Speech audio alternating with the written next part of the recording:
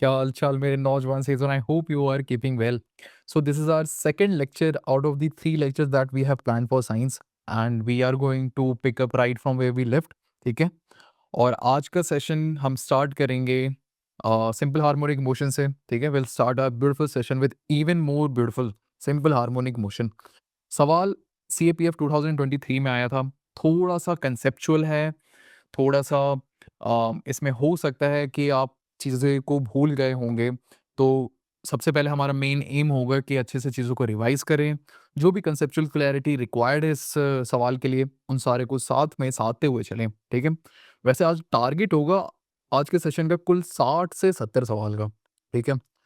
और ये 60 से 70 सवाल में जितनी भी हमारी कंसेप्चुअल क्लैरिटी ज़रूरत होती है सवाल को सॉल्व करने के लिए, साथ ही साथ में चाहे वो फिज़िक्स का हो, केमिस्ट्री का हो या बायोलॉजी का हो, बायोटेक्नोलॉजी हो या फिर एनवायरनमेंट हो, साथ ही साथ में कवर करते चलेंगे। ठीक है? अगेन प्रोटोकॉल सेम होगा, समय लो, आराम से एटलीस्ट क्वेश्चन को पढ़ो और ट्राई करो जो भी चीज़ें आप कर सकते हो।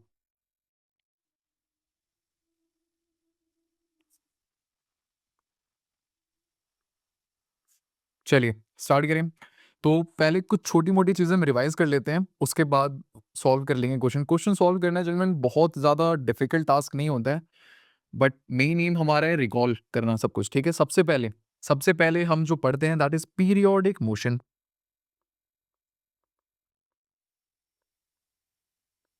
क्या होता है गुरुजी पीरियोडिक मोशन?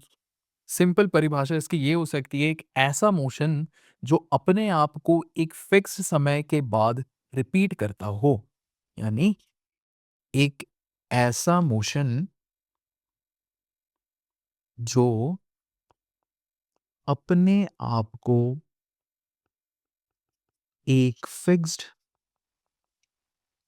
समय के बाद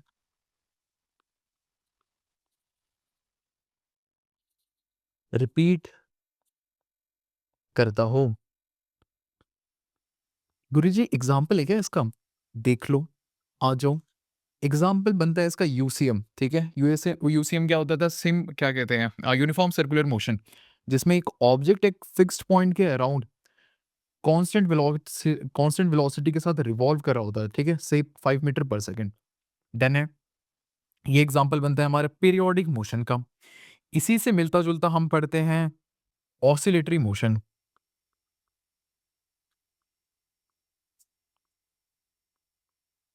इसमें क्या होता है? ऑब्जेक्ट एक फिक्स्ड पॉइंट, एक मीन पोजीशन के in and around to and fro, to and fro, to and fro, to and fro motion कर रहा होता है, ठीक है? एग्जाम्पल ले लो, एग्जाम्पल ले लो, बट रहा है एग्जाम्पल। सिंपल पेंडुलम इसका एक एग्जाम्पल है, ठीक है?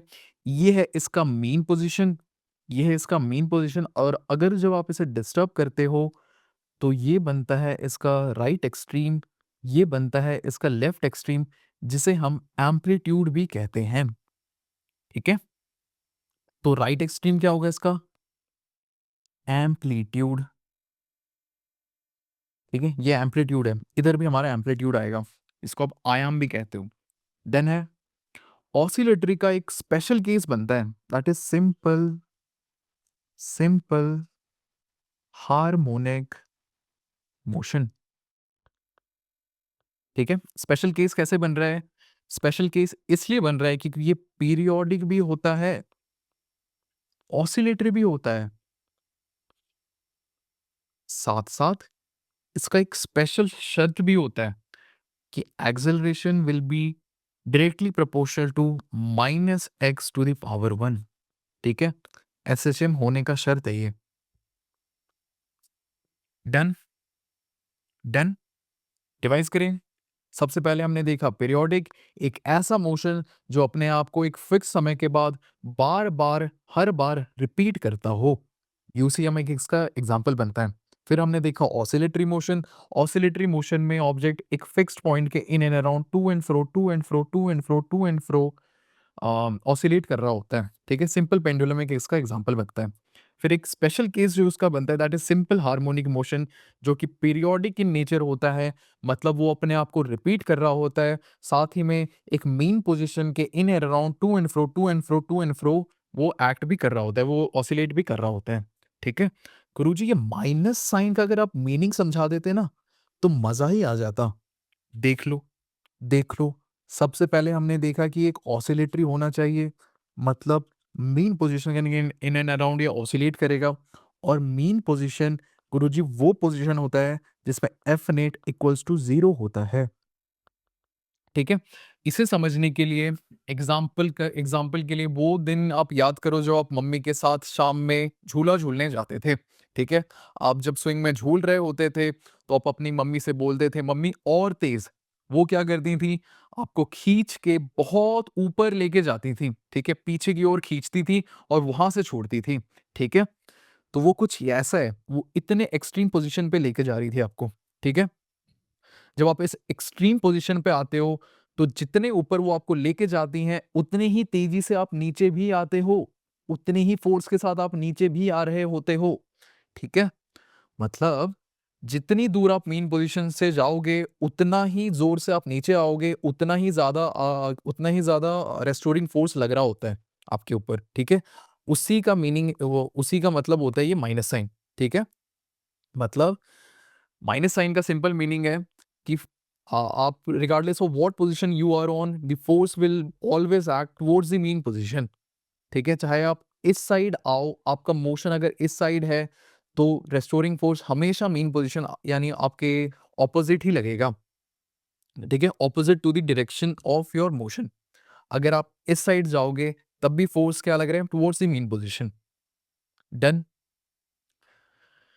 माइनस साइन का मीनिंग समझ आ गया सबको। चलिए, अब अगर इतनी बात क्लियर है तो देख लेते हैं kinematics of simple harmonic motion. Colour changes to yellow ही रखें, ग्रीन कर लेते हैं, ठीक है? काइनेमैटिक्स देखते हैं अभी सबसे पहले ऑफ एसएचएम, ठीक है? सबसे पहले एसएचएम होने का शर्त क्या था? Acceleration has to be minus x to the power 1, ये बात क्लियर है, ठीक है? फोर्स डायरेक्टली प्रोपोर्शनल होगा x to the power minus x to the power 1, ठीक है? प्रोपोर्शन साइन हटाया, कांस्टेंट लगाया, प्रोपोर्शन साइन हटाया, कांस्टेंट लगाया। परेशान करके रख दिया है इसने, परेशान करके रख दिया इसने। चलिए, फोर्स का फॉर्मूला क्या होता है गुरुजी? Force equals to M into A. A क्या है गुरुजी? एक्सेलरेशन, ठीक है? Minus x to the minus X minus K X, done है? अब एक्सेलरेशन को यहाँ रखो और एम को नीचे लेके जाओ, माइनस के बटे एम, माइनस के बटे एम, ठीक है? अब इसको एक कांस्टेंट हमने ट्रीट किया है, that is omega.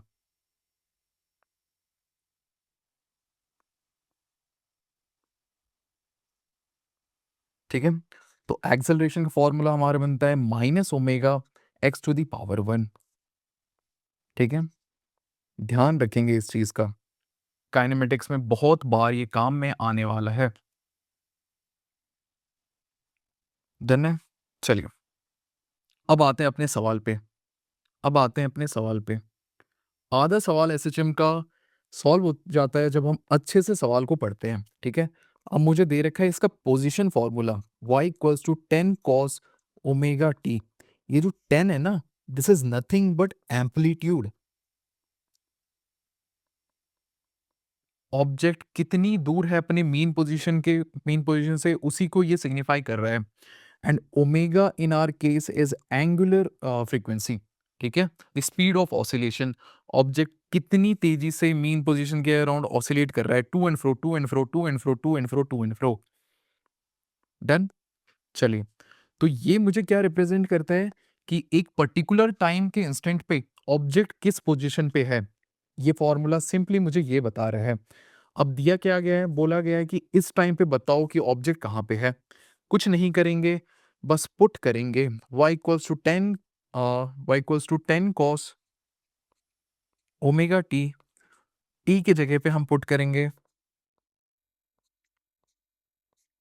Pi upon 2 omega. Done. Omega से ओमेगा गया, बचता है 10 cos पाई बटे 2। पाई बटे 2 इज 0, यानी y इक्वल्स टू 0। इसका मीनिंग क्या है? इसका सिंपली मीनिंग ये है कि इस पर्टिकुलर टाइम पे ऑब्जेक्ट कहाँ है? मीन पोजीशन पे है। मीन पोजीशन पे है ऑब्जेक्ट। एंड अभी हमने पढ़ा था कि जब ऑब्जेक्ट मीन पोजीशन पे होता है तो एफ नेट उस पे 0 एक्ट कर रहा होता है। अगर रेस्टोरिंग फोर्स उस पे 0 एक्ट कर रहा है तो क्लियरली एक्सेलरेशन भी 0 होगा। If F equals to 0, then acceleration has to be 0. Answer is option C. Clear हुआ क्या? एसएचएम का ये सिंपल सा सवाल, कंसेप्चुअल सवाल। वापस से एक बार रिकैप कर लेना, ठीक है? रिवाइंड करके। पहले हमने देखा पीरियोडिक मोशन, फिर ऑसिलेटरी मोशन, फिर सिंपल हार्मोनिक मोशन समझा, फिर नेगेटिव साइन का सिग्निफिकेंस क्या है वो देखा, फिर एक्सेलरेशन का डेरिवेशन निकाला हमने कि ये शर्त होती है एक एसएचएम होने की। चले आगे, चले आगे, चलिए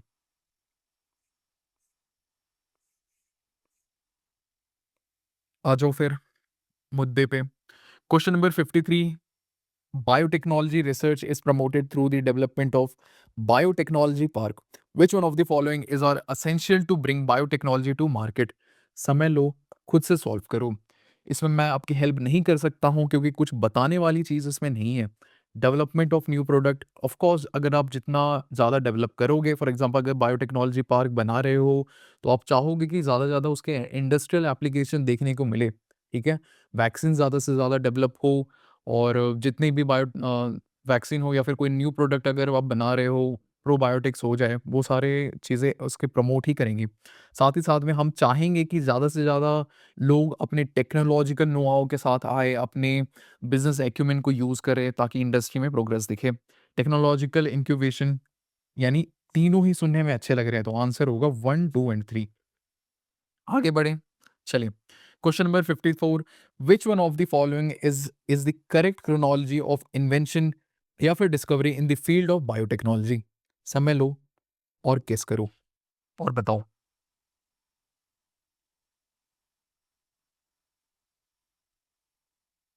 क्या होगा answer? Answer is option B, ठीक है? सबसे पहले क्या हुआ? इसी को कम कर देते हैं, 27 पे कर दिया। चलिए, डबल हेलिकल स्ट्रक्चर, सबसे पहले डबल हेलिकल स्ट्रक्चर जो डिस्कवर किया था ना, वो किया था फ्रांसिस क्रिक एंड वॉटसन ने, ठीक है? उसके बाद हम बढ़े डिस्कवरी ऑफ प्लाज्मिड में।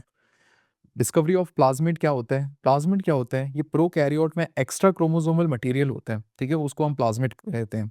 दे आर स्मॉल, सर्कुलर एंड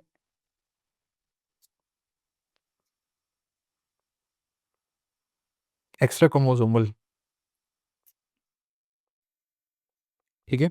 और ये जो रेप्लिकेट करती है ना, वो इन पे डिपेंडेंट नहीं होता, न्यूक्लियोइड पे डिपेंडेंट नहीं होता है, बिकॉज़ दे रेप्लिकेट ऑटोनोमसली। यही एक सेम प्रिंसिपल की वजह से हम इसे वेक्टर के रूप में भी यूज़ किए करते हैं। फॉर एग्ज़ाम्पल ये PBr322 है। ये वेक्टर को हम यूज़ में लाते हैं, अपना जो डिज़ायर्ड जीन है इसमें इंट्रोड्यूस करते हैं and then we introduce it to E. Coli एंड वहाँ पे जाके फिर एम्प्लीफिकेशन होता है हमारे जीन का। चलिए फिर आगे। फिर हम देखते हैं DNA fingerprinting. DNA fingerprinting Alex Jeffrey नाम के शख्स ने इसे ये किया था, डेवलप किया था। इसका जो प्रिंसिपल होता है that is 99% of the genetic material in any human being is common. मुझ में, आप में या मोदी जी में या एप्स्टीन में, सब में 99% सेम होता है। जो डिफरेंस आता है वो 1% का आता है। वो 1% भी क्यों आ रहा है? Because of the presence of called as something called as VNTR and STR, ठीक है? VNTR क्या होता है? VNTR क्या होता है? It is variable number of tandem repeat, ठीक है? ये small non coding base pair होते हैं जो कि एक पर्टिकुलर सीक्वेंस के बाद खुद को रिपीट कर रहे होते हैं, ठीक है? ये होता है आपका VNTR। फिर सिमिलरली शॉर्ट टैंडेम रिपीट, ये 1% का डिफरेंस जो आता है वो इनकी वजह से ही आता है। फिर हम देखते हैं क्लोनिंग ऑफ डॉली। ये सबसे आखिरी ये एप्लीकेशन था। नाउ इसे हम थोड़ा-सा डिटेल में पढ़ते हैं क्योंकि इसका प्रिंसिपल हो सकता है कि वो पूछ सकते हैं, यूपीएससी पूछ सकता है। इसी के साथ-साथ एक टॉपिक आप पढ़ोगे that is mitochondrial replacement therapy. Now ये यूपीएससी, सीएसई में कम से कम 3 बार पूछा गया है बायोटेक्नोलॉजी में, ठीक है? चलिए सबसे पहले हम देखते हैं सोमैटिक सेल न्यूक्लियर ट्रांसफर जो टेक्नोलॉजी यूज़ किया था डॉली नाम के शीप को प्रोड्यूस करने में, ठीक है? हमने क्या किया सोमैटिक बॉडी सेल लिया है। सोमैटिक बॉडी सेल कौन होता है? Any body cell other than germinal cell, ठीक है? हमारे गोनाड्स से छोड़ करके कहीं भी बॉडी पार्ट से जो सेल लेते हैं, उसे कहते हैं हम सोमैटिक सेल। फॉर एग्ज़ाम्पल हमारे स्किन से लिया हुआ सेल, हमारे आई से लिया हुआ, हमारे हेयर से लिया हुआ सेल को हम कहेंगे सोमैटिक सेल। इसका हमने न्यूक्लियस निकाल दिया है। सिमिलरली हमने जो डिज़ायर्ड ऑर्गेनिज़्म है, जिसका हम क्लोन निकालना चाहते हैं, उसे हमने एग सेल लिया है, एक हेल्दी एग सेल लिया है, उसे न्यूक्लियस निकाल दिया है, बच जो रहा है हमारे पास दैट इज़ प्रोटोप्लाज़्म। प्रोटोप्लाज्म में हमने ये न्यूक्लियस को ऐड कर दिया। Artificial activation that is electricity के साथ हमने इसे एक्टिवेट किया और इसको एम्ब्रियो में कन्वर्ट कर दिया, ठीक है? एम्ब्रियो फिर इम्प्लांट कर दिया जाता है सरोगेट मदर में, ठीक है? सरोगेट मदर फिर एक हेल्दी न्यूबॉर्न को जन्म देती है। This is the whole process of SCNT जिसके प्रयोग से डॉली शीप बना था। इसी से मिलता-जुलता आप पढ़ते हो जो आपको दिख सकता है that is mitochondrial replacement therapy. इसमें क्या होता है ना, नाउ एक बच्चा होता है ना, उसमें 50% of the genetic material comes from his or her father and 50% from mother. Just in case just in case mother का जो माइटोकॉन्ड्रिया है अगर वो डिफेक्टेड है, देन चांसेस बनता है कि जो बच्चा होगा वो कंजेनाइटल डिफॉर्मिटी के साथ पैदा हो, ठीक है? और इस बात का प्लीज़ ध्यान रखें, any offspring always inherit mitochondrial DNA from his or her mother only. Mitochondria mother से ऑफस्प्रिंग में पास होता है, नो नेवर फ्रॉम फादर। कोई रोल नहीं होता है माइटोकॉन्ड्रिया का। ये पॉइंट को प्लीज़ ध्यान में रखो, ये पॉइंटर्स बहुत ही बार पूछे गए हैं। डन है? चलिए, तो सीक्वेंस देख लेते हैं। नाउ सीक्वेंस डिटेल में जानने की ज़रूरत नहीं है, बस ओवर आपको आइडिया होना चाहिए हो क्या रहा है। सबसे पहले पेशेंट कपल के आपने एग को ले लिया है, these are patient couples egg, ठीक है? ये पेशेंट कपल का एग है। इसको फिर आपने स्पर्म से और हमने डोनर एग भी ले लिया है, ठीक है? दोनों को ही हम फर्टिलाइज़ करेंगे स्पर्म से। उसके बाद आपने क्या किया है, एक ज़ाइगोट का फॉर्मेशन आपको देखने को मिल रहा है। ज़ाइगोट के फॉर्मेशन के बाद 2 आपको ज़ाइगोट मिल रहे हैं, this is the donor egg zygote और ये हमारा जो पेशेंट कपल जो पेशेंट मदर है उसका, ठीक है? नाउ आपने न्यूक्लियस दोनों का ही रिमूव कर लिया है, ठीक है? बचता है जो आपके पास वो प्रोटोप्लाज़्म बच रहा है। नाउ ये प्रोटोप्लाज़्म हमारे किसी काम का नहीं है, reason being it has these defective defective mitochondria. हमें चाहिए हेल्दी माइटोकॉन्ड्रिया चाहिए, ठीक है? तो आप ये फर्टिलाइज़्ड न्यूक्लियस को फिर इंट्रोड्यूस कर दोगे हेल्दी प्रोटोप्लाज़्म में, आपको जो मिलता है दैट इज़ रिकॉन्स्टिट्यूटेड ज़ाइगोट, ठीक है? जिससे प्रोटोप्लाज़्म है वो आया है हेल्दी डोनर से, बट ये न्यूक्लियस जो आया है वो आया है पेशेंट कपल से। डन? नाउ आप पूछोगे तो बेबी तो ये जो बेबी पैदा होगा, विल ही और she have trait of donor mother as well? Answer is no. Reason being mitochondrial DNA सिर्फ 1% ही कॉन्स्टिट्यूट करता है of the entire genetic makeup of a offspring, ठीक है? ऑफ एनी ह्यूमन, ठीक है? माइटोकॉन्ड्रियल डीएनए का सिर्फ एक ही काम है, सेल के अंदर रेप्लिकेट करना। किसको? माइटोकॉन्ड्रिया को, क्योंकि माइटोकॉन्ड्रिया एक सेमी ऑटोनमस ऑर्गेनेली है, वो खुद से खुद रेप्लिकेट करता है। डन है? इसको आप कहते हो थ्री पेरेंट बेबी,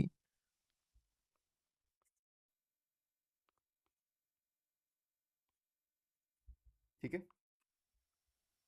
आगे बढ़े, क्लियर है यहाँ तक? कितनी सारी चीज़ें हमने एक ही सवाल से रिवाइज़ कर ली। चलिए, now in an ecosystem why is the number of trophic level in A food chain usually limited? बताओ, बताओ, टाइम लो, बताओ।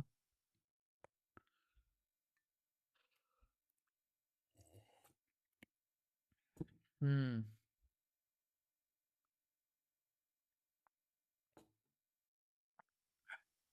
चलिए, इकोसिस्टम का सवाल है। सबसे पहले किसी भी इकोसिस्टम में any given ecosystem energy pyramid जो रहता है वो हमेशा अपराइट ही रहता है, ठीक है?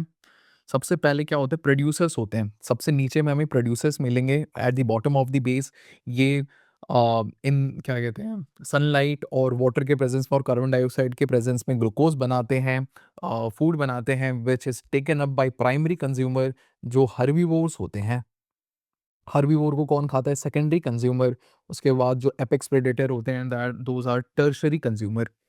अब इसमें क्या होता है ना, 10% रूल अप्लाई होता है, जिसको आप लिंडमैन्स रूल भी कहते हो। स्पेलिंग समझ आ रही है आप लोग को, हैंडराइटिंग समझ आ रही है ना? चलिए, फॉर एग्जाम्पल मान लो अगर producers 10,000 10,000 joule worth of energy produce कर रहे हैं, तो हर्बीवोर तक आते आते सिर्फ हर्बीवोर तक सिर्फ 10% ही पहुंचेगा, दैट इज 1,000 जूल। कार्निवोर के पास इसका भी 10%, दैट इज 100 जूल। ठीक है, और एपेक्स प्रेडेटर के पास सिर्फ और सिर्फ 10% ही बचता है। मतलब एक ट्रॉफिक से दूसरे ट्रॉफिक लेवल पे आप जब जाते हो तो सिर्फ और सिर्फ 10% ही आगे ट्रांसफर हो पाता है, और बाकी का 90% is lost in the form of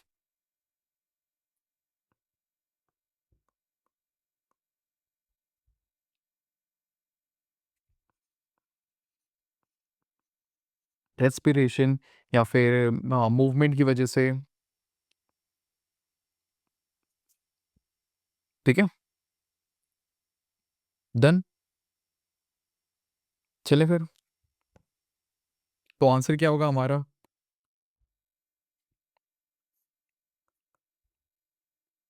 चलें, answer is option B.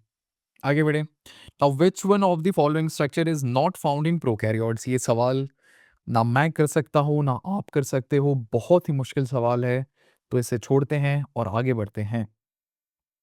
Question number 57 क्या है? Which one of the following statement with regard to green house effect is correct? बताओ जरा, ग्रीन हाउस इफेक्ट क्या होता है?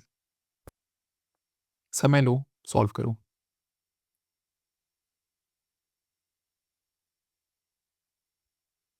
चलिए, ग्रीन हाउस इफेक्ट में क्या होता है? शॉर्ट वेव सोलर रेडिएशन हमारे एटमॉस्फेयर में आते हैं, वो हीट अप करते हैं हमारे अर्थ एटमॉस्फेयर को, और अर्थ एटमॉस्फेयर फिर री एमिट करता है long wave terrestrial radiation. Now ये जो टेरेस्ट्रियल रेडिएशन है ना, ये स्केप पूरी तरीके से नहीं कर पाता है because it is absorb by the green house gases. ठीक है, कार्बन डाइऑक्साइड हो गया या डिफरेंट टाइप के ग्रीन हाउस गैसेस या वाटर मॉलिक्यूल वो उसे ट्रैप कर लेते हैं, जिसकी वजह से अर्थ की जो है ना वार्मिंग होती है ना? सेम प्रिंसिपल अप्लाई होता है ग्रीन हाउस में भी। ग्रीन हाउस का जो बाउंड्री होता है या फिर जो रूफ होता है वो ट्रांसपेरेंट होता है, वो ग्लास का बना हुआ रहता है। तो इस इंफॉर्मेशन को यूज करो और आंसर दो। It can take place inside a glass chamber where the short wave radiation can pass through into it and long wave infrared radiation cannot pass back through it. Answer is option C. सही है, आगे बढ़े। Now pure demineralized water free from all soluble mineral salt is obtained by समय लो, solve करो।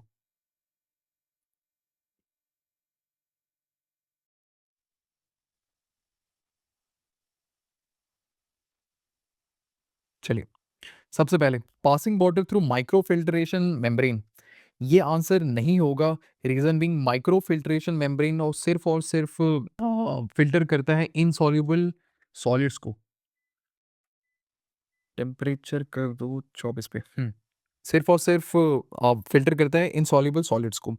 Dalton's method method हम प्रयोग में लाते हैं टू ट्रीट हार्डनेस। ठीक है, B temporary hard, not temporary hardness, क्योंकि टेम्पररी हार्डनेस तो आप बॉयल करके ट्रीट कर सकते हो, बट परमानेंट हार्डनेस।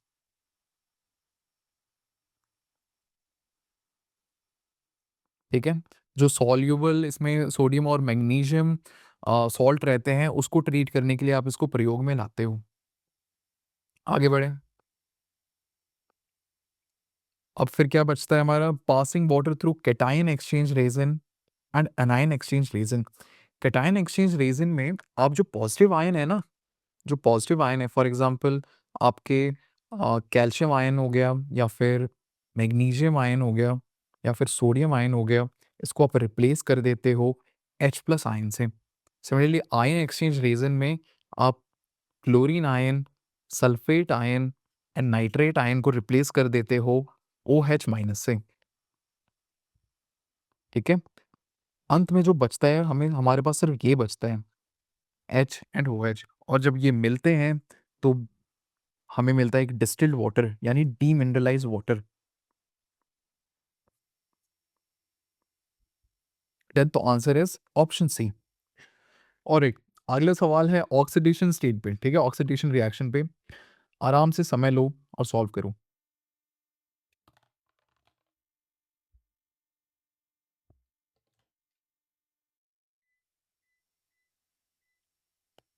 चलिए, सबसे पहले हम बेसिक्स क्लियर कर लेते हैं, ठीक है। रेडॉक्स रिएक्शन क्या होता है?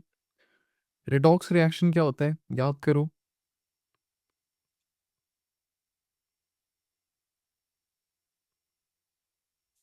गुरुजी, रेडॉक्स रिएक्शन वो होता है जिस रिएक्शन में साइमल्टेनियसली ऑक्सीडेशन भी हो रहा होता है और रिडक्शन भी हो रहा है। मतलब साइमल oxidation as well as reduction. Oxidation क्या होता है? Oxidation is either increase in oxidation number or loss of an electron। ठीक है। Reduction is either decrease in oxidation number or gain of electron। ठीक है। इसी से मिलता जुलता आप शब्दावली पढ़ते हो, that is oxidant and reductant. ठीक है। ऑक्सीडेंट क्या होता है? Oxidant are oxidising agent. इनको आप ये सोच के चलो कि ये मार्टिर्स हैं, ठीक है, ये शहीद हैं। ये बोलते हैं कि मैं खुद रिड्यूस हो जाऊंगा परंतु आपको मैं ऑक्सीडाइज करके जाऊंगा। ठीक है। दे themselves get reduced and cause another species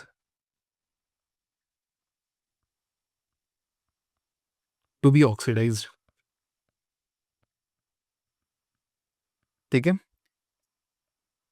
फिर आते हैं reductant. They are reducing agent. ये क्या कहते हैं?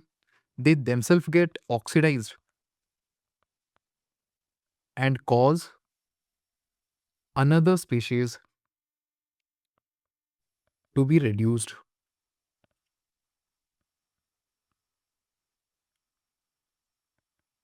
ठीक है। इतनी चीजें अगर क्लियर हैं तो ट्राई करो और अटेम्प्ट करो क्वेश्चन नंबर 59। सबसे पहले क्या हो रहा है? सबसे पहले क्या हो रहा है, ये देखो। Cu2 को Cu+1 ऑक्सीडेशन स्टेट से 0 पे जा रहा है, एलिमेंटल फॉर्म में चला गया है कॉपर। एलिमेंटल फॉर्म का क्या एन फैक्टर होता है? 0 होता है। यानी there is a gain of electron.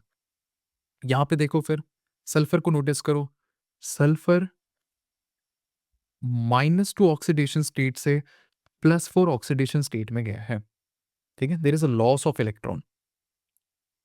Answer क्या होगा फिर हमारा? आंसर होगा ऑप्शन ए। ठीक है। फर्स्ट केस में क्या हो रहा है? रिडक्शन हो रहा है। सेकंड केस में oxidation, there is a loss of electron. Then चलिए अगला सवाल। Which one of the following statement not correct regarding the setting of cement? ठीक है। समय लो, आराम से ट्राई करो सॉल्व करने का। कोशिश करना है कि ये लॉजिक से सॉल्व हो जाए, जरूरी नहीं है हर जगह आपको इंफॉर्मेशन ही लगाना पड़े। ठीक है। सबसे पहले देखो, according to the colloidal theory, हमें नहीं पता कोलॉइडल थ्योरी, ठीक है, हमें जानने की जरूरत भी नहीं है। Gels of hydrated silicate are formed when these gels harden, the set cement loses its strength. क्या बात है, लूजेस इट्स स्ट्रेंथ। क्या सीमेंट जब हार्ड होता है तो वो लूज़ करता है स्ट्रेंथ या गेन करता है? तो option B is the right answer. लेकिन समझने के लिए हम कुछ छोटी-छोटी चीज़ें देख लेते हैं सीमेंट से रिलेटेड। सबसे पहले, अगर हमें स्ट्रेंथ प्रोवाइड करना होता है ना सीमेंट में, वी ऐड 2 केमिकल कंपाउंड्स। पहला होता है try calcium silicate and die calcium silicate. Try calcium silicate का सिर्फ एक ही फंक्शन होता है कि ये जब आप वाटर मिलाते हो ये जल्दी जल्दी रिएक्ट करता है और जो initial strength initial setting provide करता है सीमेंट को। इसी का ठीक उल्टा डाई कैल्शियम सिलिकेट का एक ही फंक्शन होता है कि जब आप वाटर प्रोवाइड करते हो, जब आप पानी मिलाते हो उसमें, तो ये थोड़ा सा स्लोली रिएक्ट करता है ये, ठीक है? It react slowly and it prevents crack, ठीक है? जो long term strength, long term stability cement को चाहिए होता है, वो प्रोवाइड करता है डाई कैल्शियम सिलिकेट, ठीक है? और to ensure that it sets slowly, it reacts slowly, हम इसमें जिप्सम मिलाते हैं। जो आपने ऑप्शन ए देखा ना, वो इसलिए मिलाया जाता है, ठीक है? ताकि डाई कैल्शियम सिलिकेट थोड़ा-सा स्लोली सूखे। तो आपने ध्यान दिया होगा जब आपके गाँव या आपके घर में जब आप नया दीवार खड़ा कर रहे होते हो, तो जब बन रहा होता है तो बनता है, ठीक है? लेकिन सवेरे-सवेरे आपके पापा या आपके दादाजी या आपके बड़े पापा जाके उसपे पानी डाला करते हैं। This is the reason why, ठीक है? सुबह जाके आप सोचते होंगे कि पानी डालने की ज़रूरत क्यों पड़ रही है? पर इसलिए डालते हैं ताकि वो एक क्या कहते हैं, एक हाइड्रेशन जेल बने वो, ठीक है? डन? क्लियर है ये?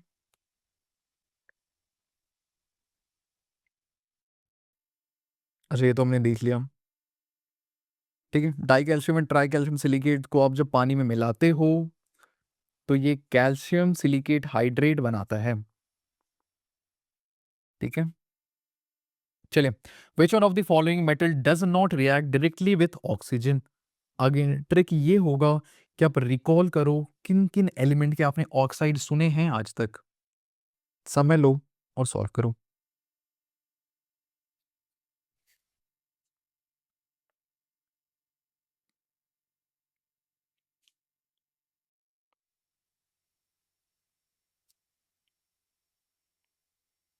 चलिए, सबसे पहले क्या आपने टाइटेनियम ऑक्साइड सुना है? जी गुरुजी, टाइटेनियम डाइऑक्साइड सुना-सुना तो लग रहा है। क्या आपने आयरन ऑक्साइड सुना है? जी गुरुजी, रस्ट को आयरन ऑक्साइड को ही तो रस्ट कहते हैं। फेरस ऑक्साइड, फेरिक ऑक्साइड वही तो रस्ट होता है। क्या आपने प्लैटिनम ऑक्साइड सुना है? प्लैटिनम ऑक्साइड नहीं सुना, सुना नहीं लग रहा है। मेरे को लग रहा है ये नोबल मेटल है और ये रिएक्ट नहीं करता है ऑक्सीजन के साथ। क्या ज़िंक ऑक्साइड सुना है? हाँ, ज़िंक ऑक्साइड तो एम्फोटेरिक ऑक्साइड है, ये तो सुना-सुना लग रहा है। ठीक है? तो जो मेन रीज़न होता है ना ऑक्साइड फॉर्मेशन का, that is to form a layer on the metal. ठीक है? जब मेटल के ऊपर वो लेयर बनता है, तो वो एटमॉस्फेयर और मेटल के बीच का कॉन्टैक्ट तोड़ देता है and it prevents further corrosion. ठीक है? तो ट्रिक ये होगा कि सोचो कि आपने किस-किस के ऑक्साइड सुने हैं। Answer is platinum. आगे बढ़े। Now for protein synthesis the amino acids are recognised and carried by समय लो, ट्राई करो आंसर करने का।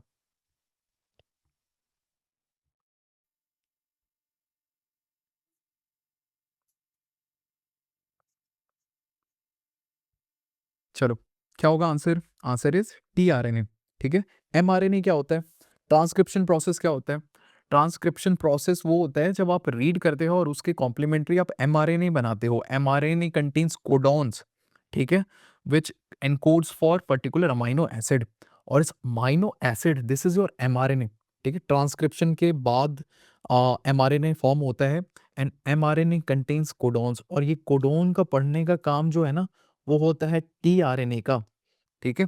टीआरएनए कंटेन्स एंटीकोडॉन्स, ध्यान दो, एंटीकोडॉन्स, इसके कॉम्प्लीमेंट्री एयूजीसी, ठीक है? इसका कॉम्प्लीमेंट्री ये कंटेन कर रहा है। देखो जैसे ए का कॉम्प्लीमेंट्री एयूजीसी, ठीक है? और साथ-साथ में ये क्या लेकर आ रहा है? अमाइनो एसिड लेकर आ रहा है। डन है? देख लो, ट्रांसफर आरएनए या फिर टीआरएनए और tRNA they are molecular bridges that connect mRNA codon amino acid they encode. ये ट्रांसलेशन का पूरा प्रोसेस होता है, ठीक है? एसआरएनए ये एंजाइम है जो कि एमआरएनए की स्प्लाइसिंग में हेल्प करता है, ठीक है? फिर आता है आपका माइक्रो आरएनए भी अगेन ट्रांसलेशन में हेल्प करता है, बट ये जो फंक्शन दिया गया है, इसमें ये डायरेक्टली इन्वॉल्व नहीं है, चले। Now, which organelle other than the nucleus in eukaryotic cell has its own DNA, ribosome and protein? थोड़ी देर पहले पढ़ा था माइटोकॉन्ड्रिया गुरुजी एक सेमी ऑटोनोमस ऑर्गेनेल है जिसके पास खुद का डीएनए होता है। आगे बढ़े। चलिए। Now the vertebrate invertebrate the smooth endoplasmic reticulum in the cells of which organ play a crucial role in detoxification of toxic compound.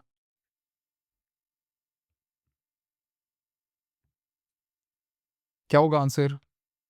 Answer is liver. ठीक है। लिवर सेल्स या फिर हेपेटोसाइट भी आप कहते हो, it contains SER, abundant number of SER. SER का एक फंक्शन होता है अपार्ट फ्रॉम लिपिड सिंथेसिस, ये डिटॉक्सिफिकेशन में भी हेल्प करता है। ठीक है। फॉर एग्जांपल आपने आपने अल्कोहल के मेटाबॉलिज्म का प्रोसेस भी देखा होगा जो कि लिवर में ही होता है।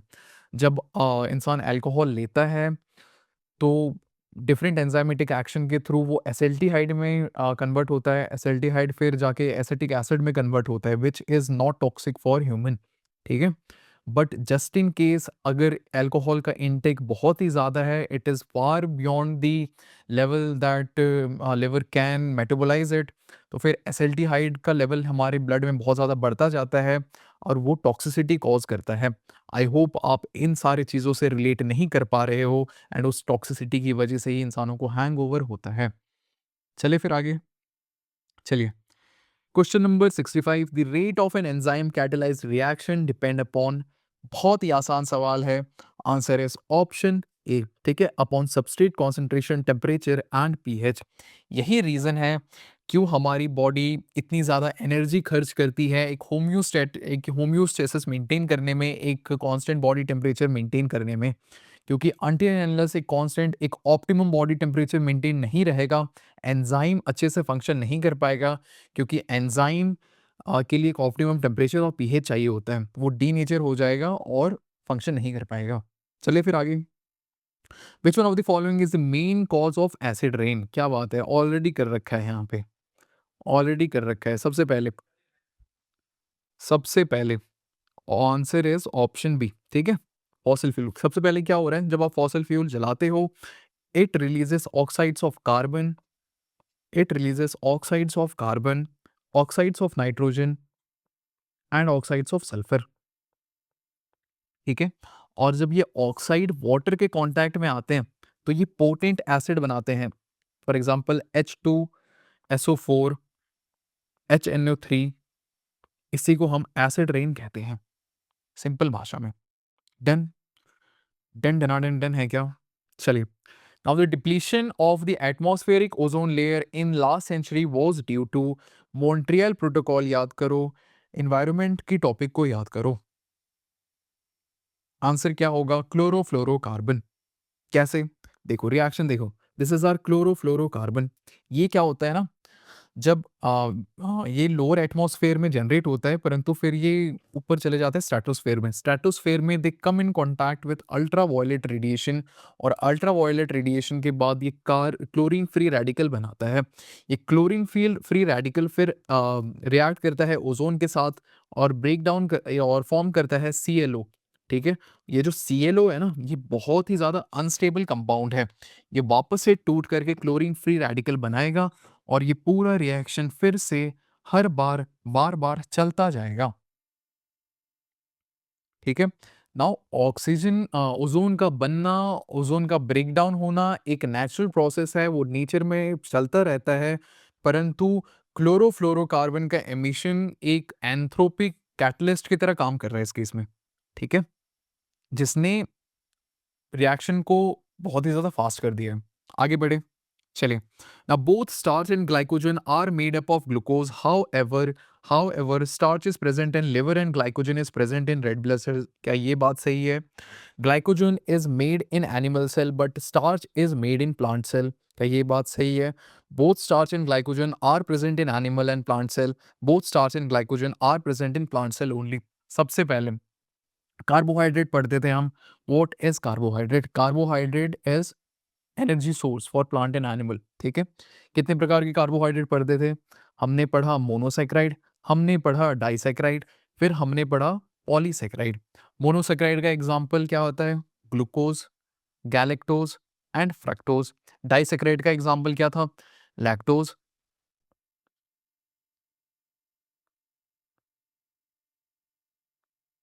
ठीक है, लैक्टोज, माल्टोज एंड सुक्रोज।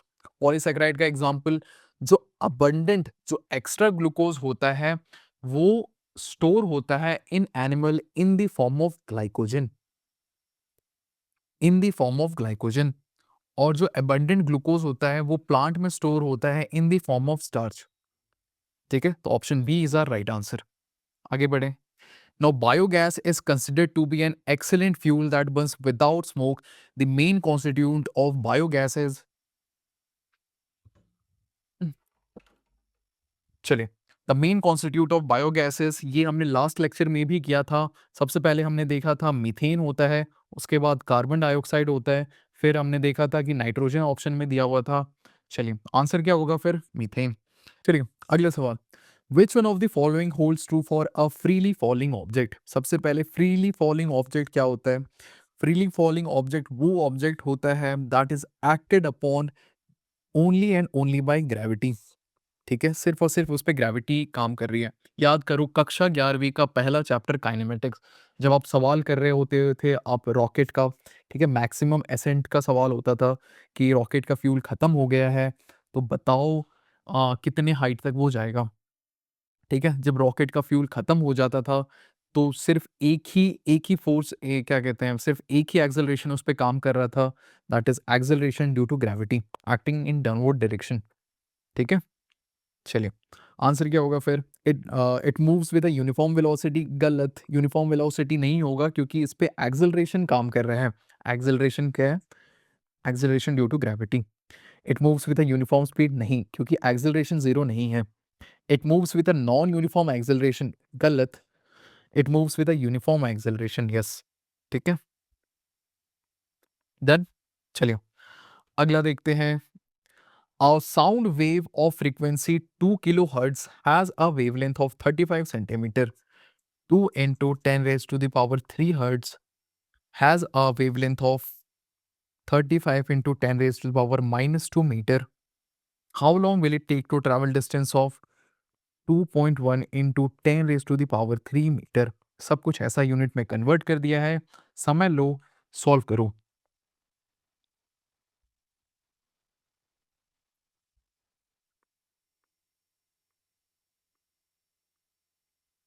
चलिए, करें फिर। याद करो c is equals to nu lambda होता है। What is c? It is the speed of light. हमारे केस में क्या होगा? Velocity equals to nu lambda. बस क्या करना है? वैल्यू पुट करना है, वेलोसिटी आ जाएगा। वेलोसिटी इक्वल्स टू क्या क्या दिया गया है हमें? फ्रीक्वेंसी दे रखा है 2 into 10 raise to the power 3 into lambda is 35 into 10 raise to the power 2 metre. ठीक है, this is nothing but upon 100। ठीक है, सॉल्व करो, आंसर आएगा 700 मीटर पर सेकेंड। देन है, दिस इज आवर स्पीड। आगे टाइम का फॉर्मूला क्या होता है? Time is equals to distance upon speed. Put करेंगे 2.1 into 10 raise to the power 3 upon 7 into 10 raise to the power 2। Answer 3 लग रहा है ना? आंसर 3 सेकेंड है। Answer is 3 second. वाह, क्या बात है, ऐसे ही गलतियां होती हैं, ऐसे ही गलतियां होती हैं। Answer is 3 second. चले आगे। Now, the method used in separating a mixture of two miscible liquid having a sufficient difference in their boiling point is CAPF 2023 का सवाल है। समय लो, सॉल्व करो। वैसे आंसर है सिंपल डिस्टिलेशन। ठीक है, सिंपल डिस्टिलेशन हम यूज में कब लाते हैं? जब हमें सेपरेट करना होता है टू मिसिबल लिक्विड को। ठीक है, जिनका जिनका बॉइलिंग पॉइंट का जो डिफरेंस है ना, that should be less than 25, sorry, that should be more than 25 to 30 degree Celsius का डिफरेंस। ठीक है, तब हम इसे प्रयोग में लाते हैं। और जब इससे कम डिफरेंस होता है उनके बॉइलिंग पॉइंट का, तब हम जो प्रयोग में लाते हैं दैट इज फ्रैक्शनल डिस्टिलेशन। इस केस में क्या हो रहा है? जो भी लिक्विड वो लिक्विड जिसका बॉइलिंग पॉइंट रिलेटिवली कम है वो पहले वेपराइज हो जाएगा, फिर कंडेंस हो जाएगा और जाके इसमें सेटल हो जाएगा। डन। चलिए, विच one of the following conservation law is a consequence of Newton's third law of motion? Conservation of energy is first law of thermodynamics.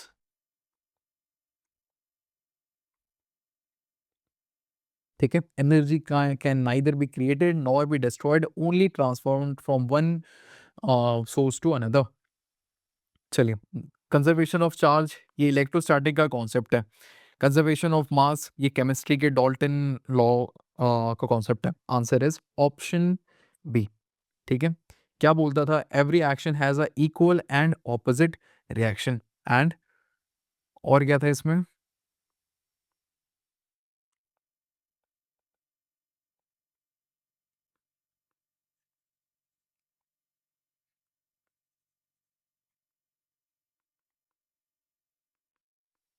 ठीक है, इसी के साथ हम देखते थे, इसी के साथ हम देखते थे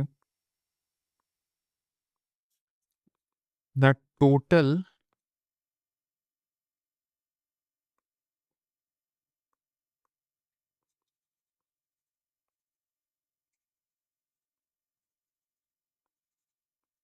of an isolated system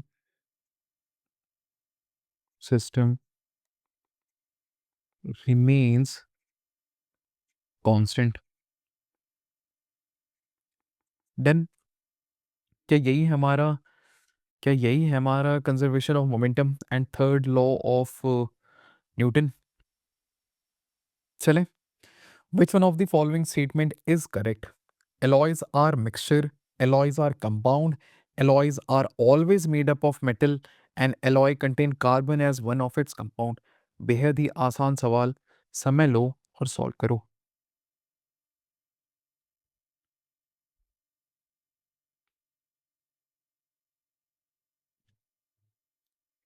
alloys होता क्या है? क्या alloys मिक्सचर होता है? ठीक है, ऑप्शन ए करेक्ट है। ठीक है, सबसे पहले alloy क्या होता है ना, one element has to one of the component has to be a metal. ठीक है, एक मेटल है, उसके साथ में या तो मेटल भी ले सकते हो या फिर नॉन मेटल भी ले सकते हो। ठीक है, ये फिजिकली एक होमोजेनस मिक्सचर बनाते हैं। जब जब ये होमोजेनस मिक्सचर बनाते हैं तो इंडिविजुअल कंपोनेंट अपनी केमिकल प्रॉपर्टी को भी रिटेन करते हैं, साथ ही साथ में फिजिकल प्रॉपर्टी को भी वो रिटेन करते हैं। देन आपने जैसे फॉर एग्जांपल केमिस्ट्री में पढ़ा होगा ब्रास, जो which is a alloy of copper as well as zinc. ठीक है, फिर आपने पढ़ा होगा bronze, which is copper plus tin, इनका एलॉय। देन चलिए, now the common element in graphite, fullerene, diamond and graphene is. समय लो, सॉल्व करो। हम्म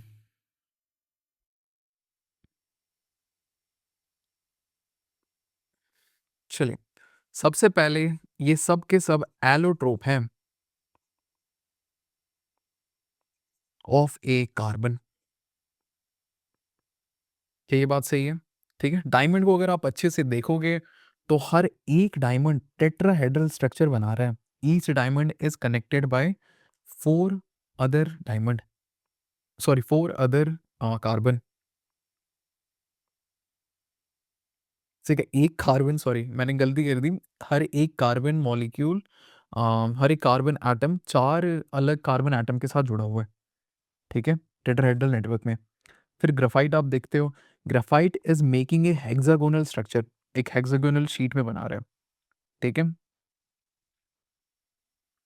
फिर आप देखते हो ग्राफीन, जब ग्राफाइट को आप पतले पतले लेयर में काट देते हो ना, एकदम वन एटम थिक लेयर में आप जब काटते हो तो आपको जो मिलता है वो मिलता है ग्राफीन। डन। फिर आप जब ग्राफीन को फोल्ड कर देते हो आपको मिलता है कार्बन नैनो ट्यूब, और जो आप इसको स्फेरिकल शेप दे देते हो तो आपको मिलता है C60 या फिर बकमिनिस्टर फुलेरिन, फुटबॉल जैसे शेप में। चले फिर आगे, there all allotropes of carbon. The gas generated on reacting with zinc, reacting zinc with dilute sulfuric acid is।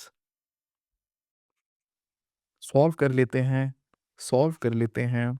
जब आप रिएक्ट कराते हो तो एक सॉल्ट बन रहा है, साथ में हाइड्रोजन गैस निकल रहा है।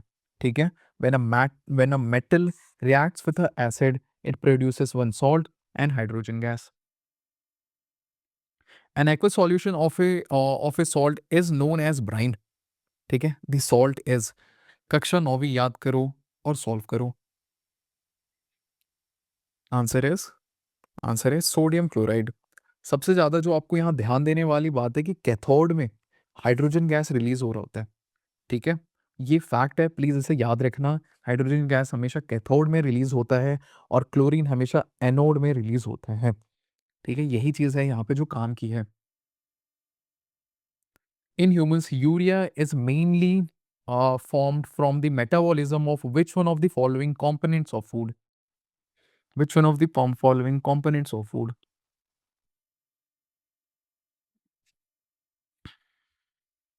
आंसर इज अमाइनो एसिड, ठीक है। ये जो अमाइनो एसिड है ना, डीएमिनेशन रिएक्शन में जाता है और अमोनिया फॉर्म होता है। तो ammonia is very toxic for our human body, ठीक है। उसके बाद बॉडी इसे यूरिया में कन्वर्ट कर देती है which is soluble in nature, and फिर urea is passed out as urine from our body. Done. और एक अगला सवाल, the lymph is mainly form from the plasma of blood and it surrounds the cell, ठीक है। Now ये जो lymph है ना, इसको आप रिलेट कर सकते हो लिम्फोसाइट से, ठीक है। Lymphocyte which is also called as WBC। Use करो ये information and try to answer. Hint दे दिया आपको एक,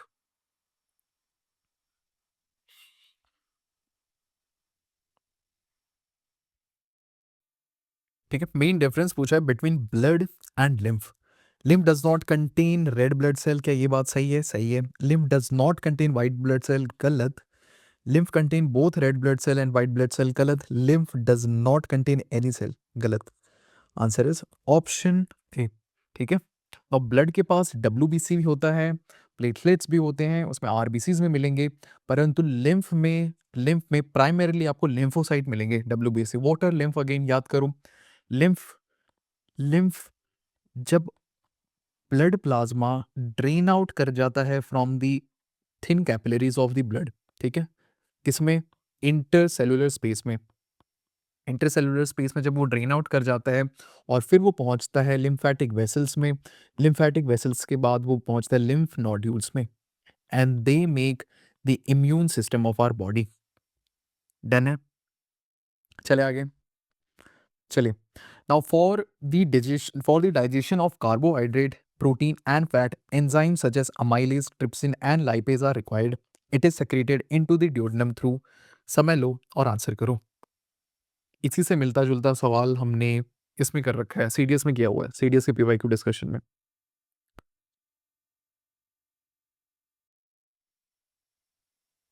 आंसर इज पैंक्रियाटिक जूस, ठीक है। अमाइलेज जो होता है ना पैंक्रियाटिक जूस में, it is acting on carbohydrate, ठीक है। इसी से मिलता जुलता आप पढ़ते हो सलाइवरी अमाइलेज, ठीक है। सलाइवरी अमाइलेज को हम टाइलिन भी कहते हैं, वो हमारे सलाइवरी ग्लैंड से रिलीज होता है। अगेन सलाइवरी अमाइलेज भी एक्ट करता है कार्बोहाइड्रेट पे, ठीक है। Trypsin acts on protein and lipase act on fats. Done है। नाउ ध्यान रखने वाली बात एक और है, that is bile. Bile does not contain any enzyme. ये ऐसे ही उठ के ये सवाल आ सकता है, ठीक है। Bile does not contain any enzyme, ठीक है। इसमें होता है bile salt,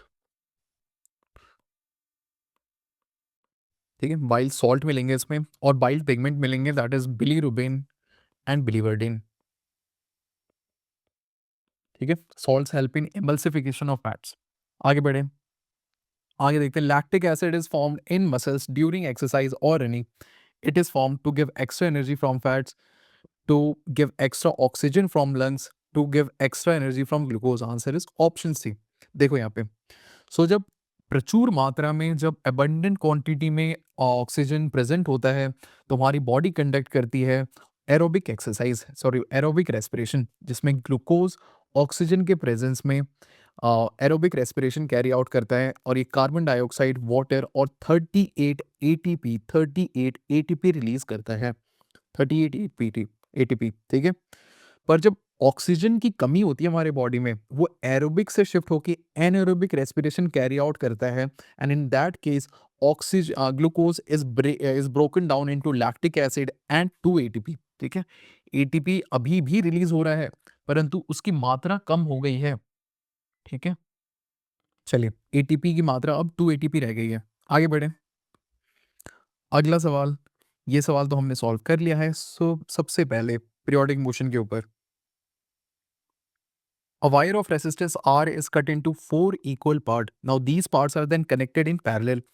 If the equivalent resistance of this combination is R dash, then the ratio of R dash upon R is, ठीक है, सिंपली हमने क्या किया, एक वायर लिया है जिसका रेसिस्टेंस R है, इसको 4 टुकड़ों में हमने काट दिया है, तो हमें जो हर एक वायर का रेसिस्टेंस जो मिलेगा that will be R/4, R/4, R/4। ठीक है, अब आपने सिंपली इसे पैरेलल कनेक्शन में जोड़ दिया है और आपसे पूछा जा रहा है इनका रेशियो क्या है। ठीक है, क्या होता है रेशियो, क्या होता है आर इक्विवेलेंट जब आप पैरेलल में कनेक्ट करते हो, पूरे जी 1/r/4 plus 1/r/4 plus 1/r/4 plus 1/r/4, क्या ऐसे ही कुछ आएगा, बोलो। तो आर इक्विवेलेंट कितना आ रहा है हमारे केस में, सॉरी 1/r इक्विवेलेंट कितना आएगा, ये ऊपर चला जाएगा, आएगा 16/r, क्या यही आएगा। ठीक है, 4 बार आपने ऐड करोगे 4 को, तो आर डैश कितना आ रहा है, R/16। ठीक है, अब सिंपली आपको रेशियो लेना है, R/r डैश का आप रेशियो लोगे, आंसर आएगा 1/16। Sorry, R dash by R का लोगे रेशियो ना, गलतियां होती हैं, गलतियां होती हैं। ठीक है, 1/16 आएगा, डन, आंसर इज 1/16। चले आगे, अगला सवाल, an experiment 1, A bar magnet is move towards the conducting wire loop. ठीक है, ऐसा कुछ हो रहा है, आप सबसे पहले नॉर्थ पोल को आप वायर के पास लेके जा रहे हो, फिर साउथ पोल को आप वायर के पास लेके जा रहे हो, और डिपेंडिंग ऑन दिस आपको ऑप्शन दिया गया है, the direction of the current in the loop will be opposite nature in both the experiment, the direction of the current in the loop will be same in the both experiment, no current will flow in either of the two experiment, more current will flow in the loop in experiment 1। समय लो और answer करो, याद करो Lenz law. ठीक है, याद करो लेंज लॉ।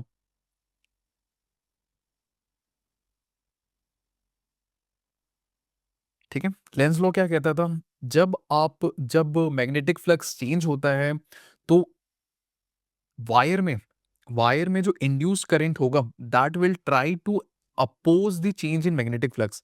ठीक है, मतलब आप जब नॉर्थ पोल लेकर के जाते हो वायर के पास, तो इस केस में current will be induced in this direction, और यहाँ पे नॉर्थ पोल फेस करेगा। ठीक है, जो wire facing the magnet will become north pole.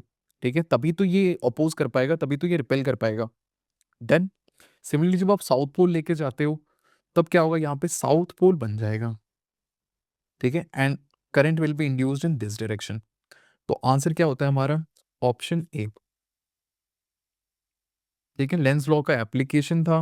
Lens law simply ये कहता है, the induced current will always oppose the change in magnetic flux.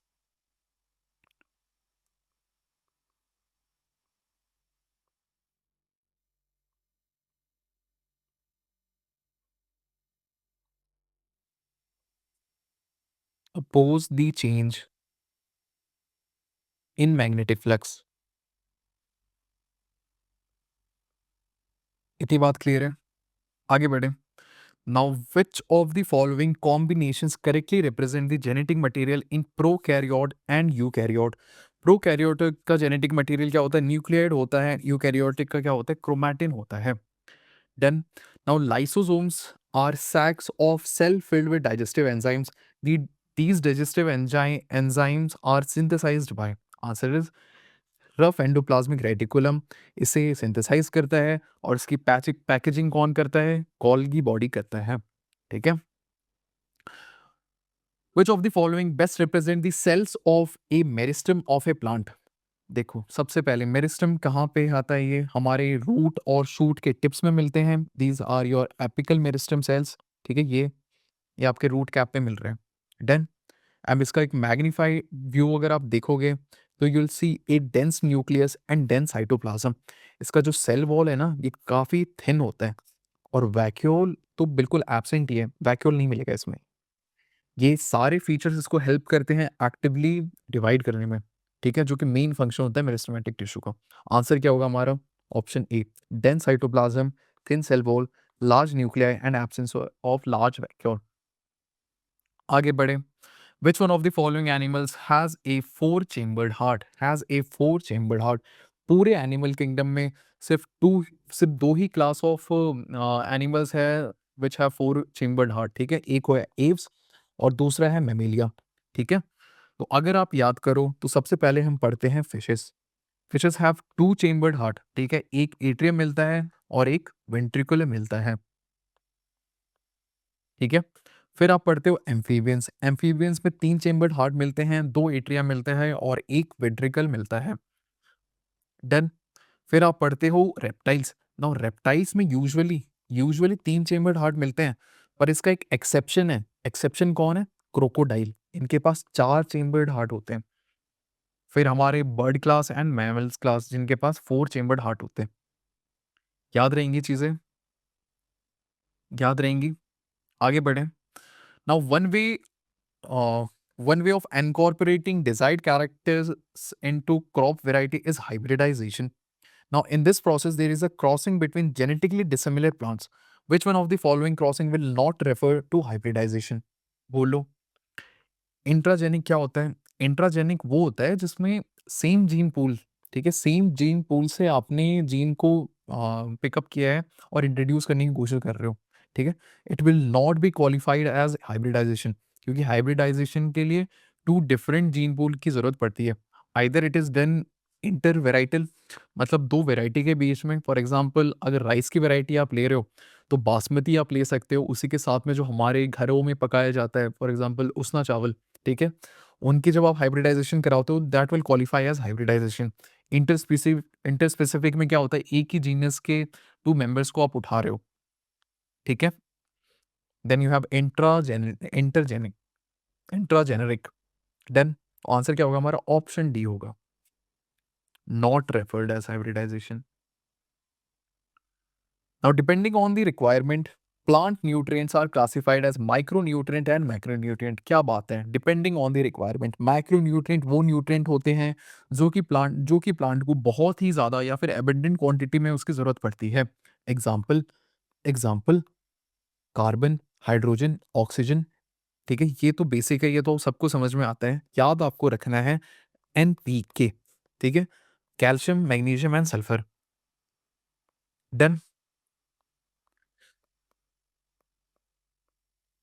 NPK, calcium, magnesium और सल्फर, और बाकी के जो आपके बच जा रहे हैं दे आर माइक्रो न्यूट्रिएंट। अब ये इंफॉर्मेशन को यूज करो and try to answer. Now depending on the requirement plant nutrient are classified. Answer क्या होगा हमारा? Which one of the following is an example of micro nutrient? Answer is magnesium. देखो, ठीक है, चले आगे। नाउ birds produced in the notches along the leaf margin of a bryophyllum falls on the soil and develop new plant. This is an example of which one of the following type of reproduction? ठीक है, this is an example of asexual reproduction, ठीक है। जब आप reproduction पढ़ते हो plant का तो आप पढ़ते हो asexual and sexual.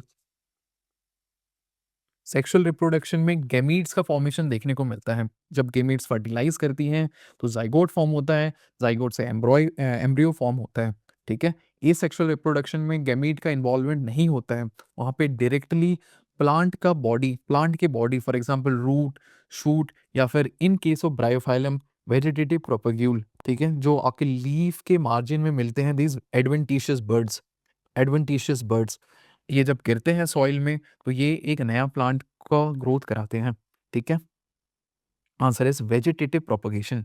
Phloem tissues are mostly responsible for the transport of, ठीक है, याद करो फ्लोएम हो गया या जाइलम हो गया, they are example of complex permanent tissue.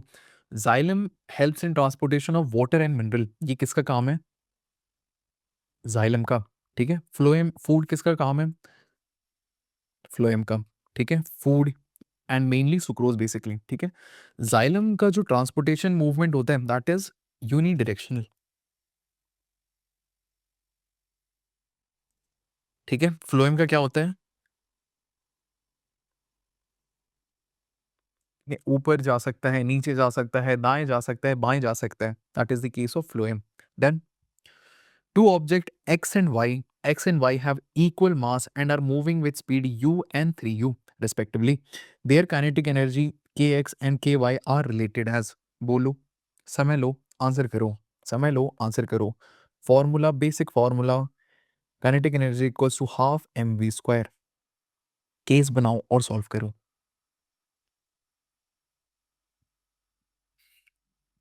सबसे पहले, सॉरी, हमें क्या बोला गया है, हमें बोला गया है कि मास सेम है, ठीक है। तो दोनों केस में मास सेम होगा। ये केस बन रहा है हमारा एक्स का, ये केस बन रहा है हमारा वाई का। स्पीड कितना दे रखा है, पहले केस में यू दे रखा है, दूसरे केस में 3u दे रखा है। बस सिंपल, के एक्स क्या होगा, हाफ एम यू स्क्वायर, के वाई क्या होगा, हाफ एम यू स्क्वायर, ठीक है।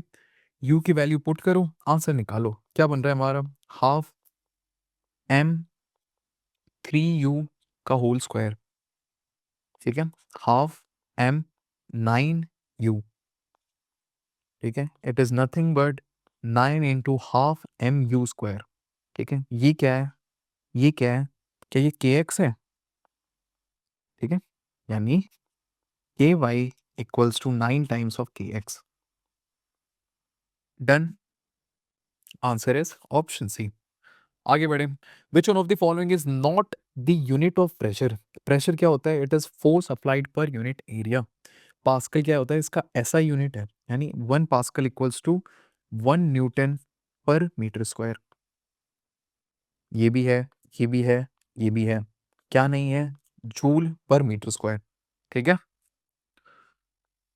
Which one of the following materials can not be use to make convex lens. Convex lens बताओ, क्या क्या कौन सा मटेरियल, कौन सा मटेरियल यूज नहीं करोगे, कौन सा मटेरियल यूज नहीं करोगे, बताओ। The optical phenomena or the optical phenomena responsible for the blue color of the sky is, समय लो, आंसर करो। डिस्पर्शन हमने कल ही पढ़ा था, reflection, refraction, scattering, answer is scattering, answer is scattering, ठीक है। ये आपका रेलिक स्कैटरिंग आपको यहाँ पे जानना चाहिए। सबसे पहले क्या होता है, जो स्कैटरिंग की इंटेंसिटी होता है ना, वो इन्वर्सली प्रोपोर्शनल होता है वेवलेंथ की फोर्थ पावर से, ठीक है। मतलब जितना छोटा वेवलेंथ, जितना छोटा वेवलेंथ उतनी ज्यादा स्कैटरिंग, ठीक है। यानी वॉयलेट लाइट या फिर blue light will scatter far more than red light, ठीक है। और हमारी जो ह्यूमन आई होती है वो बहुत रिसेप्टिव होती है ब्लू आइज के लिए, सॉरी ब्लू कलर के लिए। हम बहुत ही, यो हनी सिंह की याद आ गई, सॉरी, हाँ, तो हम बहुत ही ईजिली ब्लू लाइट को स्पॉट कर लेते हैं। यही रीज़न है why, this is the reason why हम जो बीकन यूज़ करते हैं, कॉम्बिनेशन करते हैं एम्बुलेंस में, ठीक है, दोनों कलर का कॉम्बिनेशन करते हैं। सिंस इसका वेवलेंथ बहुत ज़्यादा होता है, ये बहुत ही कम स्कैटर करता है, इसलिए रेड लाइट को यूज़ किया जाता है। ये बहुत दूर तक ट्रैवल करता है और हमारी eyes is very receptive for blue colour, इसलिए हम ब्लू कलर भी यूज़ करते हैं। आगे बढ़े, इसका आंसर क्या है। Now the electrical device used for converting mechanical energy into electrical energy is called. इसका आंसर मैं नहीं दूंगा, आप बताओ।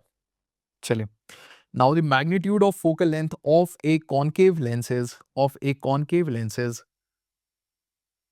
सबसे पहले आप फोकल लेंथ कैसे निकालते हो, फोकल लेंथ नहीं पूछा गया है हमसे, पावर पूछा गया है। पावर का फॉर्मूला क्या है, it is 1 focal length and focal length has to be in metre. Done. और क्या इंफॉर्मेशन दिया है, कॉनकेव लेंस है, यानी कार्टेशियन प्लेन को याद करो, तो इसका कन्वेंशन क्या होगा, नेगेटिव साइन हमें ऐड करना पड़ेगा। सिंपली पुट करो और आंसर निकालो, 2 मीटर, आंसर क्या आएगा 0.5, एंड माइनस साइन ऐड करना पड़ेगा, क्यों, क्योंकि ये कॉनकेव लेंस है, ठीक है। डन, हम यहां से यहां जा रहे हैं।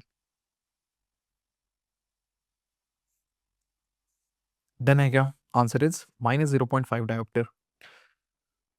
The time of at the time of short circuit, the current in the electrical circuit is, short circuit का समझ अगर हमें आ जाए तो चीज़ें बहुत आसान हो जाएगी। सबसे पहले शॉर्ट सर्किट का टेक्निकल डेफिनेशन ये होता है कि सर्किट में current is taking the path of least resistance, सबसे कम रेजिस्टेंस का पाथ करंट लेने लग जाता है किसी भी रीजन की वजह से, एंड जिसकी वजह से जो करंट का फ्लो होता है वो बहुत ही ज़्यादा बढ़ जाता है। For example V equals to I are.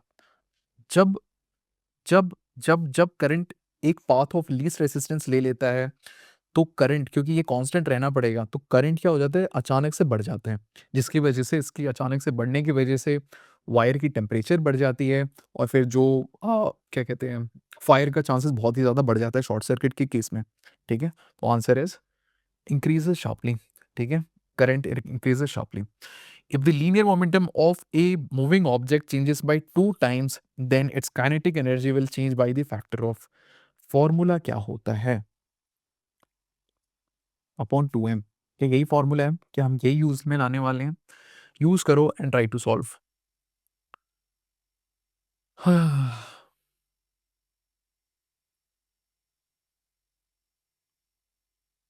क्या होगा आंसर, क्या होगा आंसर? एटलीस्ट क्वेश्चन तो पढ़ा होगा आपने, कम से कम क्वेश्चन तो पढ़ा होगा। यहाँ से गुरुजी ये पता चल रहा है सब कुछ कांस्टेंट है, सब कुछ कांस्टेंट है, यानी kinetic energy is directly proportional to p square.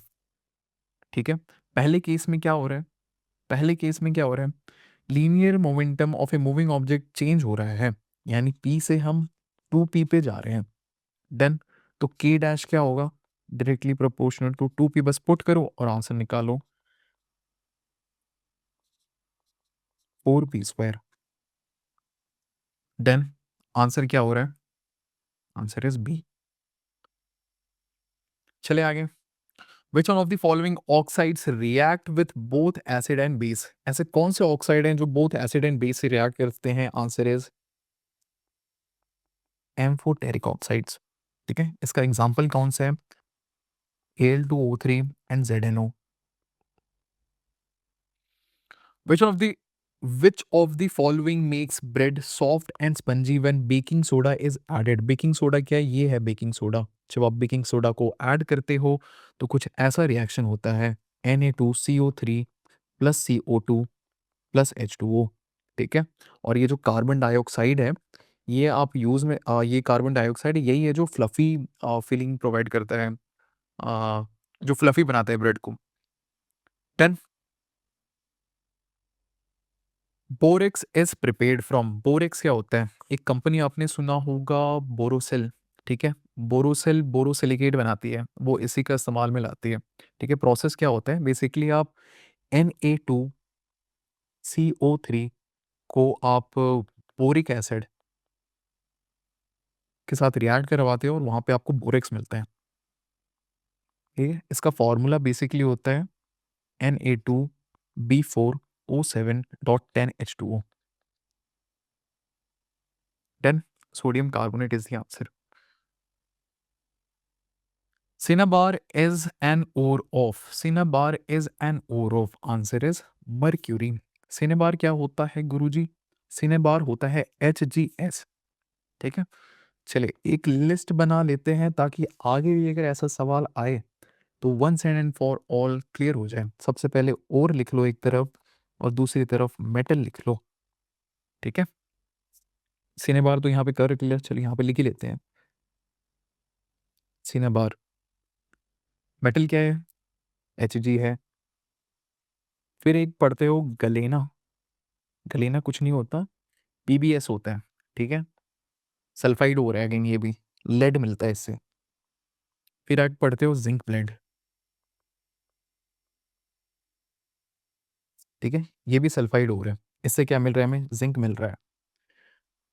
फिर चौथा क्या ले सकते हैं एक और, हाँ बाकी बॉक्साइट, हाँ आगे भी आपको मिलेगा बॉक्साइट। बॉक्साइट इससे क्या मिलता है, एल्यूमिनियम। पांचवा, और कुछ बच रहा है, बच रहा है कुछ, हेमेटाइट वगैरह तो पता ही होगा आपने, हेमेटाइट भी है जिससे आपको आयरन मिलता है। छठा ले लेते हैं आप, कॉपर पायराइट ले लो।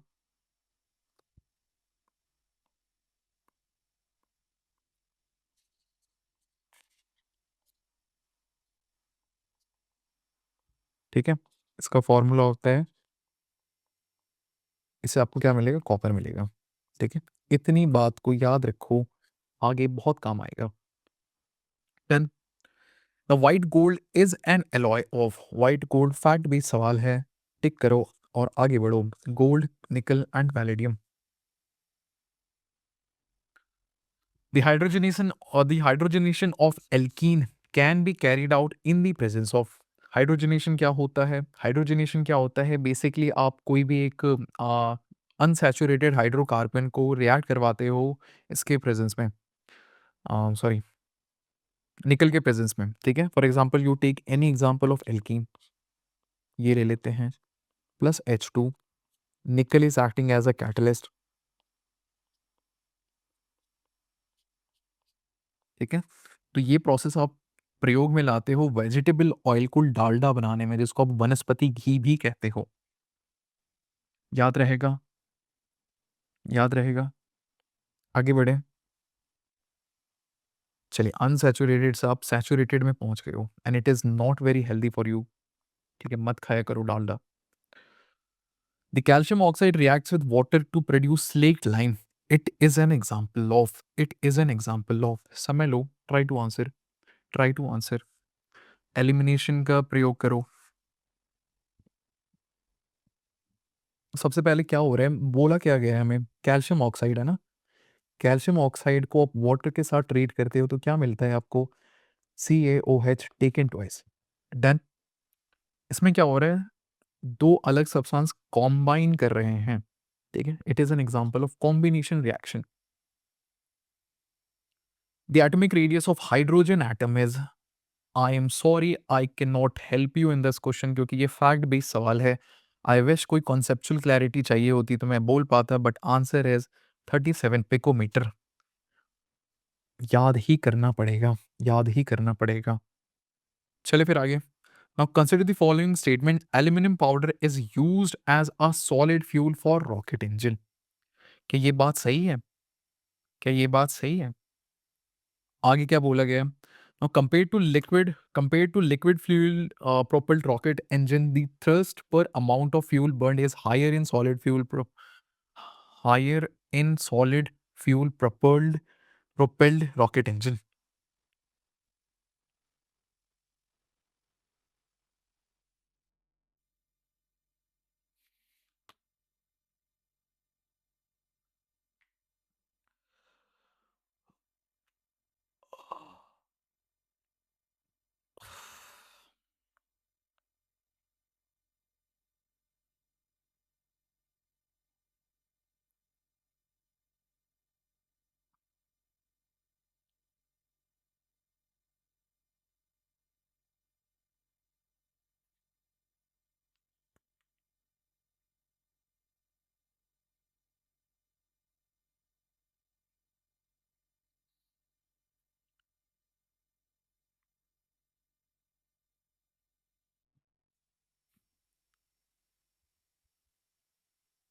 चलिए अगला सवाल। Consider the following statement. Aluminum powder is used as a solid fuel for rocket engine. क्या ये बात सही है? देखते हैं। Compared to liquid fuel propelled rocket engine, the thrust per amount of fuel burned is higher in solid fuel propelled engine. यहाँ पे आपने एक शब्द नोटिस किया होगा, ठीक है? Thrust per amount of fuel burn, ठीक है? इस दिस इज नथिंग बट क्या हो रहा है, ठीक है? स्पेसिफिक इम्पल्स,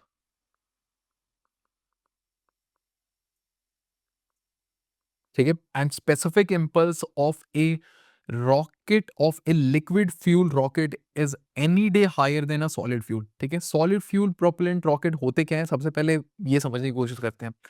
मैं चाहता हूँ आप इमेजिन करो दिवाली के वो रॉकेट आप जो जलाते हो ना, that is the example of solid fuel rocket, ठीक है? उसमें आपने ऑक्सीडाइज़र, आपने एल्यूमीनियम ऑक्साइड, जैसे यहाँ पे आपको एग्ज़ाम्पल दिया गया है एल्यूमीनियम पाउडर जो कि एक मेटल फ्यूल होता है, उसको आप ऑक्सीडाइज़र के साथ और बाइंडर के साथ मिक्स करके एक सॉलिड फ्यूल बनाते हो और इसे आप जब इग्नाइट करते हो, तो ये बहुत ही हाई थ्रस्ट, एक कांस्टेंट थ्रस्ट के साथ टेक ऑफ कर जाता है, ठीक है?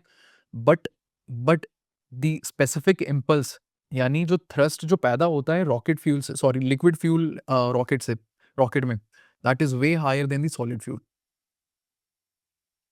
देन इसमें क्या होता है, एक लिक्विड फ्यूल आप यूज़ करते हो, जैसे फॉर एग्ज़ाम्पल हाइड्रोजन एक लिक्विड फ्यूल है, एक ऑक्सीडाइज़र के साथ, और फिर यहाँ पे कंबशन करवाते हो, एंड जब ये फ्यूल निकलता है, तो रॉकेट ऊपर जाता है, ठीक है? सिंपल भाषा में। देन न्यूटन्स का third law. The best part about liquid fuel rocket is कि इसमें ना आप मैन्यूवरेबिलिटी बहुत ही ज़्यादा हाई होती है। You can do the course correction, आप कंट्रोल कर सकते हो बर्न कितना होना चाहिए, बट सॉलिड फ्यूल का ऑन द अदर हैंड आप कंट्रोल नहीं कर सकते हो। एक बार अगर मिसाइल चल गई, तो चल गई, ठीक है? You can not stop it Midway. Versus liquid fuel में आप रोक भी सकते हो, आप मिडवे कोर्स करेक्शन भी कर सकते हो। इसलिए ये मैन्ड मिशन के लिए बहुत ही ज़्यादा, कॉम्प्लेक्स मिशन के लिए बहुत ही ज़्यादा कारगर रहता है। एक और बात जो आप इसमें देख सकते हो, दैट इज़ ये तो सबसे पहले लिक्विड फ्यूल को है ना आप